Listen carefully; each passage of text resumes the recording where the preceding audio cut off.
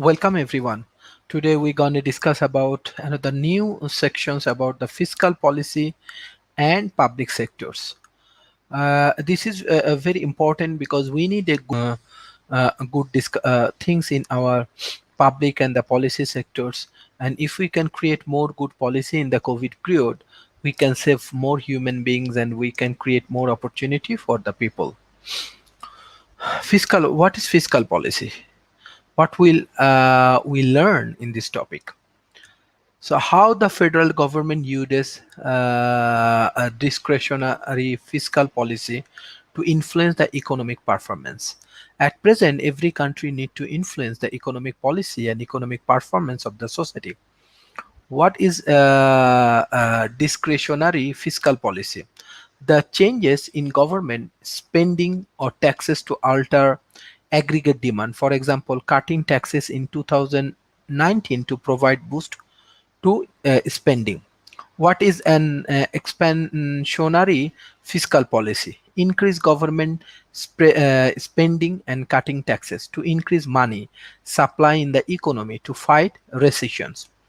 Lower tax increases disposable income and in the theory should encourage people to spend. Increase in government spending, increase in the aggregate demand curve, increase in the price level and the real GDP. What is the contractionary fiscal policy? Decrease government spending and increase taxes to fight inflation with hopes of showing down unstable production or lower asset price. Decrease in government spending or an increase in taxes, decrease in the aggregate demand curve, decrease in the price level. So here is the using government spending to combat a recessions. This is y-axis and this is x-axis. In the x-axis, this is the real GDP and this is the price level. When we have a $30 trillion per year is a real GDP, so our price level CPI price level 210. On the other hand, this is the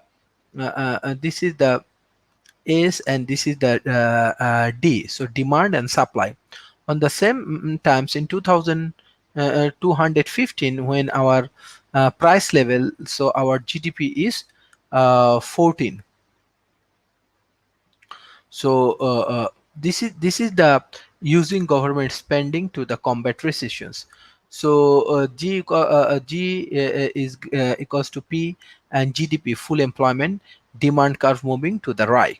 So when the demand curve, this is the demand curve, and this is the supply curve. When the demand curve moving from here to there, then it's mean that we are creating more job opportunity.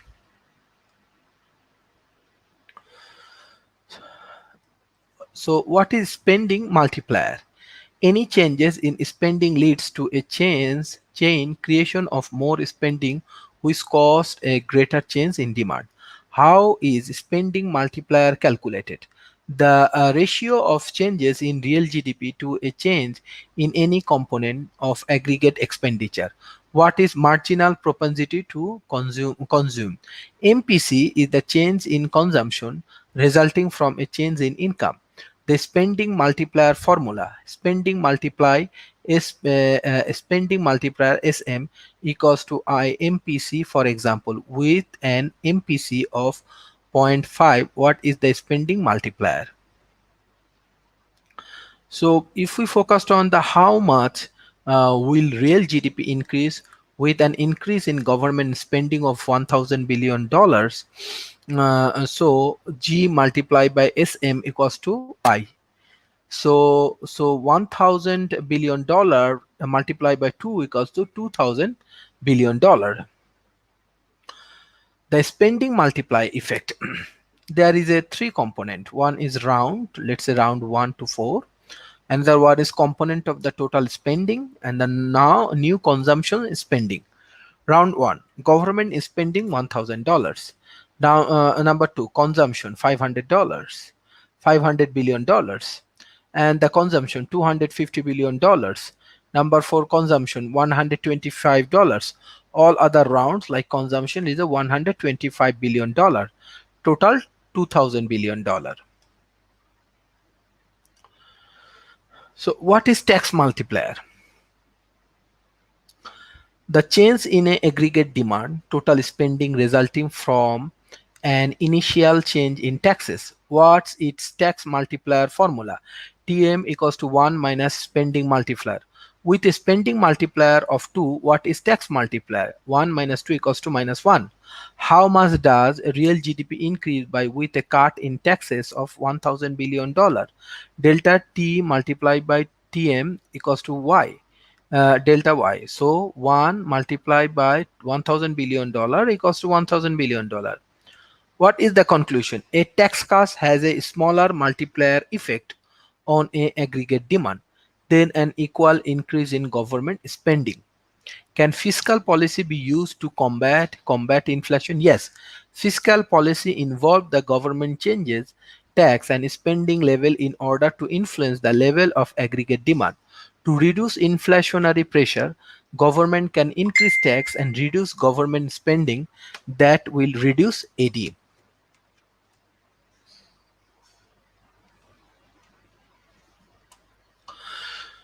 So comparison of the spending and multiplier. Round war components of the total spending. Government spending, $1 trillion increase in government spending, 1000s, and $1 trillion cut in taxes, 0.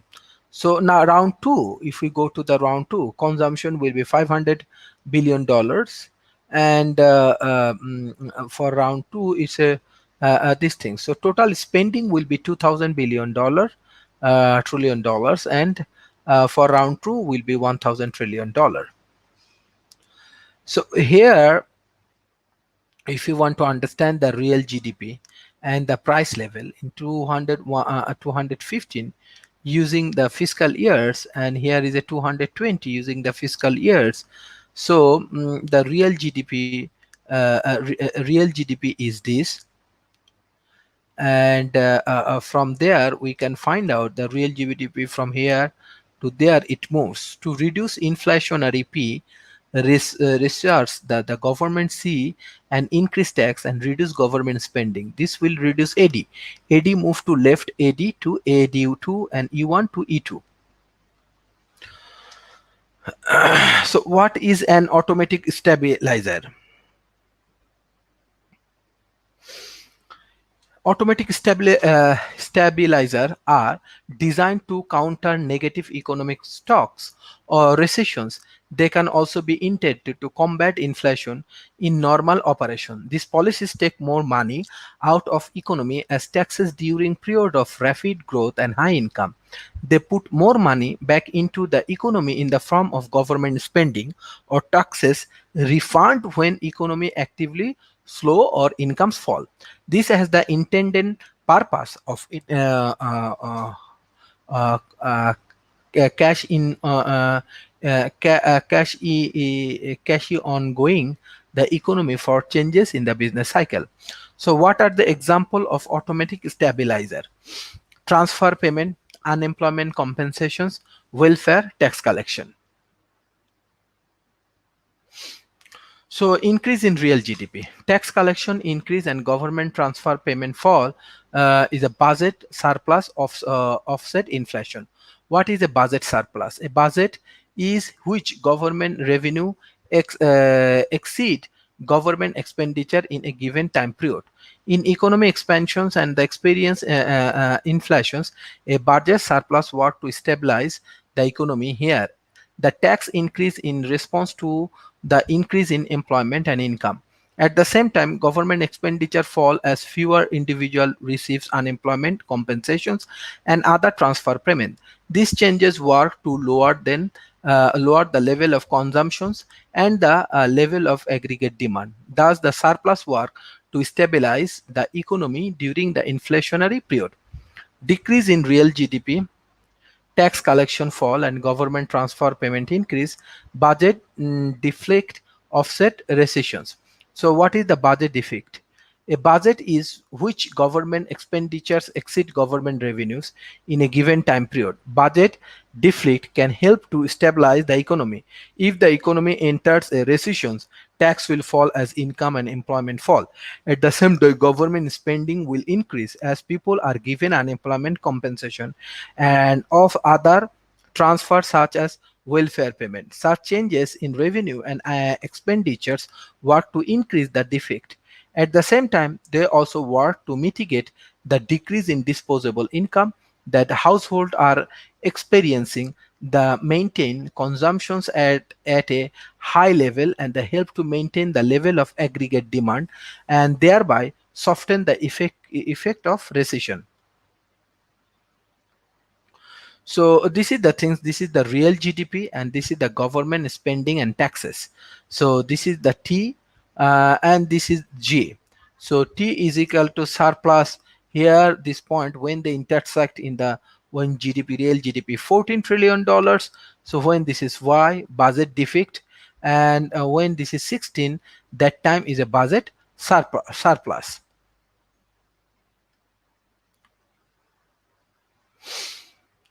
So demand side fiscal policy. So demand side fiscal policy is that AD, AD1, AD2, so AS. So in that situations, when the price level is 150, so real GDP D.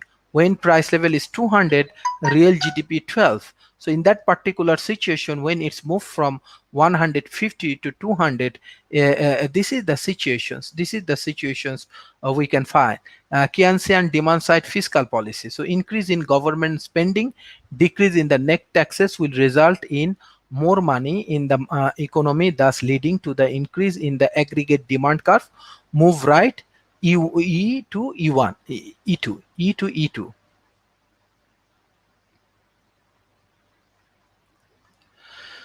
So supply side fiscal policy. What is the purpose of supply side fiscal policies? To achieve long run growth in real output, full employments and a lower price level. So decrease in resources price, technological advanced subsidiaries and decrease in regulations, increase in aggregate supply curve. So exhibit it by supply side if fiscal policy. So this will be the real GDP and this will be the price level and this particular times AS to this is E1, this is E2, and the decrease in resource prices, technology advances and subsidiary decrease in regular leading to increase the aggregate supply curve. So move to the right and E1 to E2. So how supply side policy affect labor markets? There is a two things. This one is a W2 and this one is a W1. So E1 and E2. This is the place. So L1 and L2.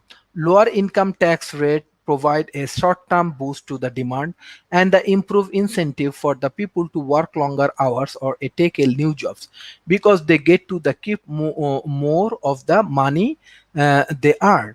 So before tax cut, labor supply, this is the things, and after tax cut, labor supplies. So this is upwards, this is the upward things.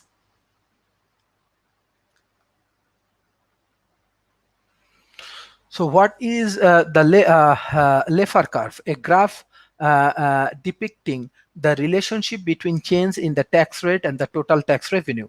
Will an increase in tax rate lead to higher government total tax revenue? The answer depends on the relationship between the tax rate and the corresponding total tax revenue along the Laffer curve. What happens if the tax rate increases beyond an optimal rate? Tax revenue fall as the economic pie shrink. Why does the economic pie begin to shrink? Workers have less incentives to work and investors have less incentives to invest as their tax increase beyond an optimal tax cut. So this is the things federal tax 0% T and hundreds. So this is the A goes to B's and the C and the D. So this is the ultimately the Laffer curve. So the public sector. What will I learn in this topic? the practice of fiscal policy, including government expenditure and taxations. So this is ultimately the things that when the government has their expenditures, government has their taxations, and this government has their policy for invention. The final section examine the decision making of politicians, government bureaucrats, voter, and special interest group. So what is the difference between government spending and the government expenditures? Government spending does not include transfer payment, but government expenditure does.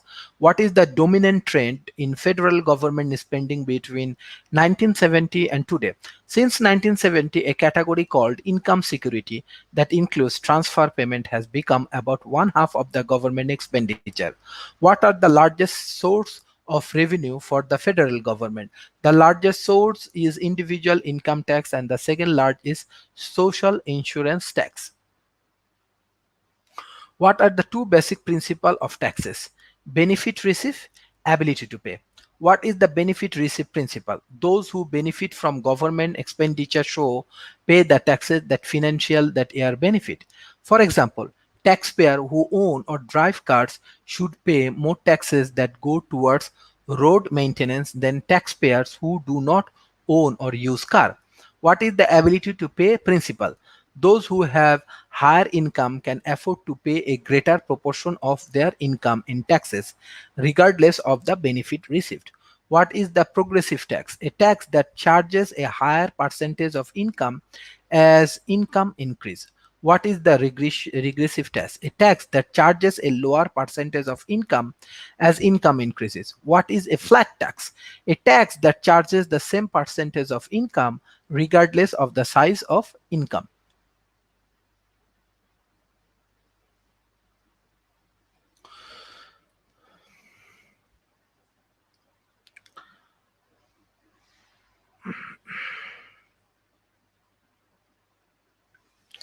So Exhibit 8, the progressive income tax revenue tax versus a flat tax.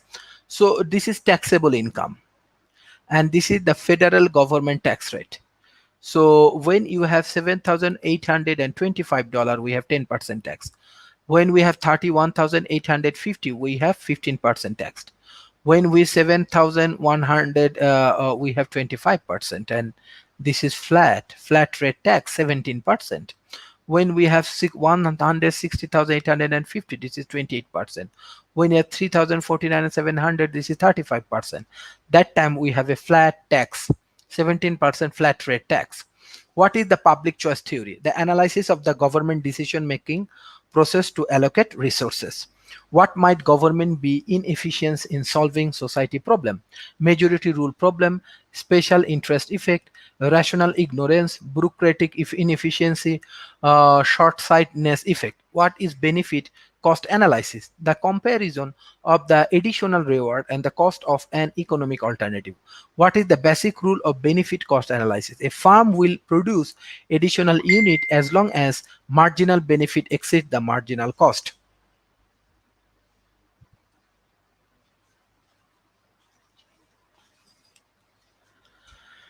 So here is the majority rule benefit of the cost analysis of the two park projects, Bhota, Move, Juan, Tresa, and marginal cost $100, 100, $300.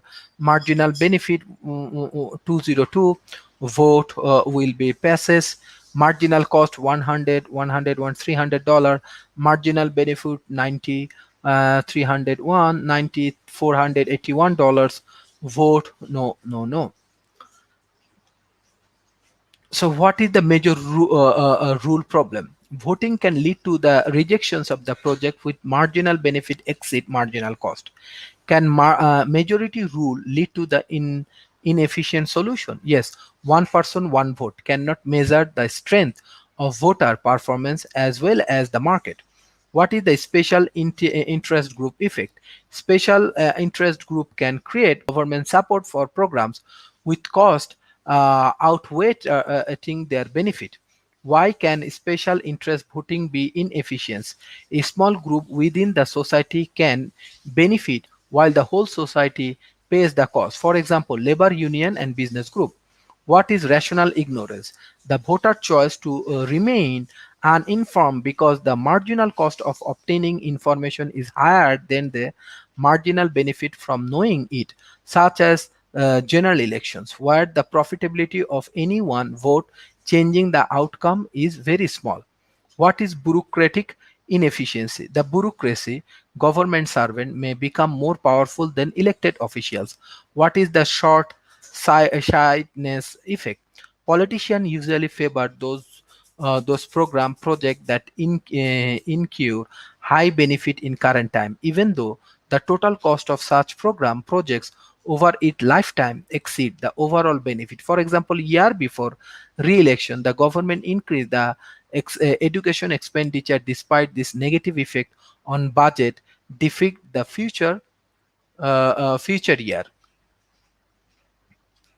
So this is the ultimately the way when we make the policy, we have to understand how we can increase the GDP, what's the impact of the GDP, how the GDP can create more values in the society, like creating more jobs, creating more opportunity for our people.